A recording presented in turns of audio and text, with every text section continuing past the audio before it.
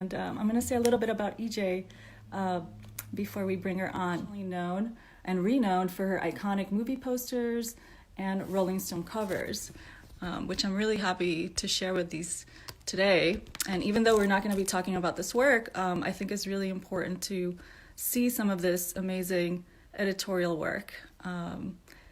This is Forrest Gump, also Top Gun. She's also known for these amazing celebrity photographies for Rolling Stones, a lot of covers. Idol.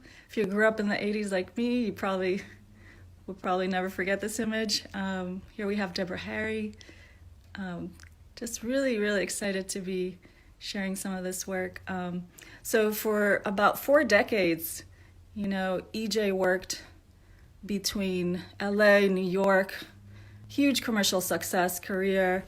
But at the same time, she was always documenting the ocean, the sea, and just really working that craft. Her clients included GQ, Glamour, Elle, Esquire, Harper's Bazaar, Rolling Sports, Sports Illustrated, ABC, CBS, Century Fox, Paramount, you name it.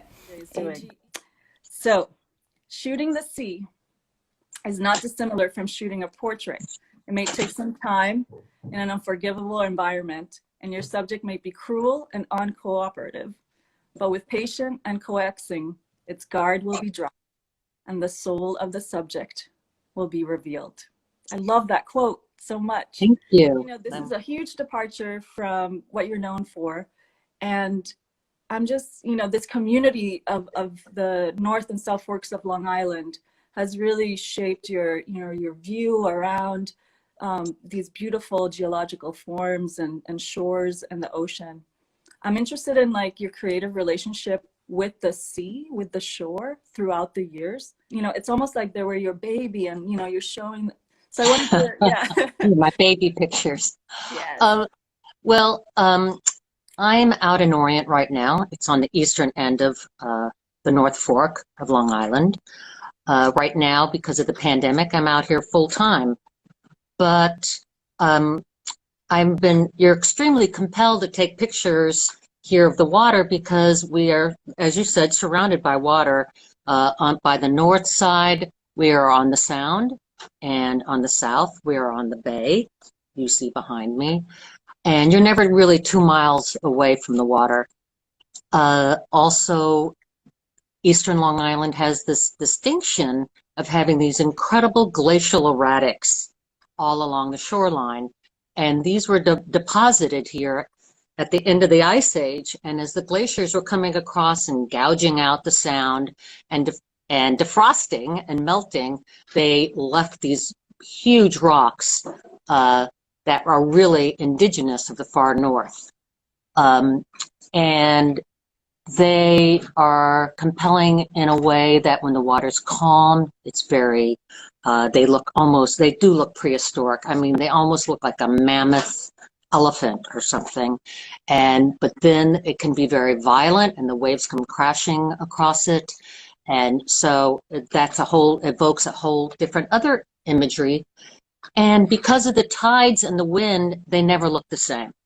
So the possibilities of even shooting one of these formations is infinite.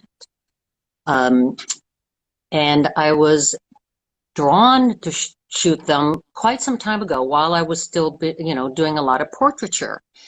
And it was just a natural segue for me because with portraits, it's about the light, how the light falls across the face, and it gives it depth. And with the water and the rocks, it's the same sensation. They're really portraits in a way. You see the light on the water, through the water, across the stones, and how do you interpret that? And with photography, a good photograph is interpreting what you're seeing, not recording it. You can see EJ here, pretty much in her usual setup when she's out there documenting. But yeah, I mean, can you talk about this experience of getting on there? But I'm also interested in hearing. Well, it was a sailboat race right here on this bay. going out to Gardner's Bay by the lighthouse. And it was extremely rough and windy, and most of the sailboats in this race were around 30 feet, which was a little too small for the amount of seas that we had that day.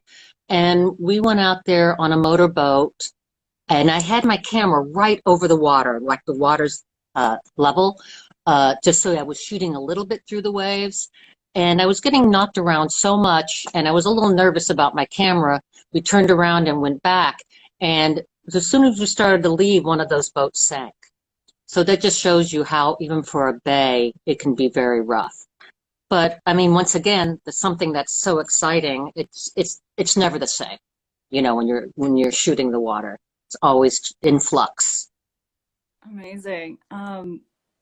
How did go? I know, so a lot of the work, earlier work, and maybe you're still using it, but you documented actually with a 4x5, with a view I don't camera. know if all of you know what a 4x5 camera looks like, but here's one that I use. It's very heavy. You have to put it on a tripod. The film goes in sheets. You have to bring a stack of these, and you have to open this. Oops, there's a sheet of film in it. Just take a picture. And then you have to put a big cloth over your head so you can focus. So it's incredibly cumbersome. I did like the images I was getting, though, because the grain. Grain is so beautiful. If you know what grain looks like versus pixelation on a digital image, it's like pointillism. But I like the water to have kind of a brushstroke feeling to it. And that's my way of interpreting the shot. Awesome. I know, I wish you guys could see these prints in person. They're just so beautiful. And here, well, you know what's important is why I think I'm a very good printer. I print them myself, and I think a lot of photographers send out their work to have it retouched, processed, printed, and it was a learning curve. But printing is very interpretive and very subjective. EJ, you're also a mentor and educator. I know you've done workshops at ICP and like various places. What is it that you feel in terms of advice or mentorship that you can offer, you know, how to stay creative during these times? Well, that's a really good question, Annabelle. And, you know, although there's the stress, of course, during these times, it's a very quiet time. And it's a time of self-reflecting, being introspective, calm. And I think even sometimes you need to take a step back and just rest and think about your work, find your voice, but still get motivated to keep taking pictures. And I know that's really hard to do. And I think you need to look around at your surroundings, make a connection to your family, to your friends, whether it's through Zoom or in person, and get reconnected to your landscape. And pick up a camera and go for a walk and start looking at things more closely and examine how you want to interpret that. You're not going to have the distractions of society or the city. So you need to just really focus on your work. And a few weeks ago, Billie Jean King did a live webinar for a public prep network in New York City. She also said that champions adjust. And that's another thing that really struck me, that you have to be flexible. And you have to be flexible in your career. I mean, when you're doing photographs of celebrities, you can be set up for a couple of days, they show up and they tell you, I won't do that shot. Then you just immediately reconfigure and figure it out. And these are times where you just have to adjust and figure it out, be calm, and figure out how to go forward. That sounds easy. I know it's not. But like I said, just be calm and find your voice. I know you've talked about, you know, how, you know, the act of taking photographs is healing. how also sailing is something for you, that it's also very meditative and healing. How do you see these two things kind of intersect in your practice, or just how it helps you center yourself?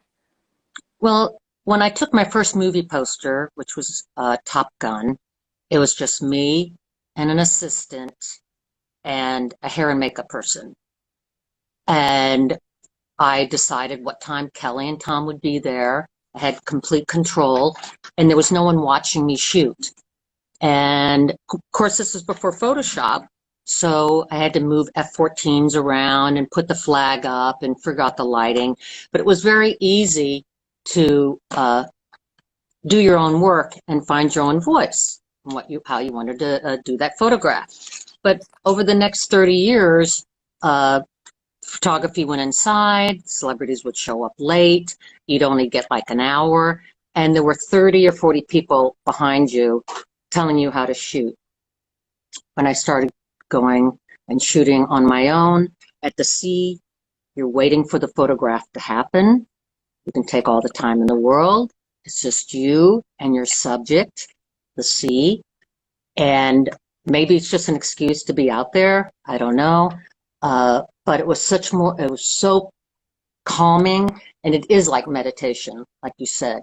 And sometimes you don't get a great photograph, but when I get a shot and I don't even have to look at the back of the screen, I know it's a great shot.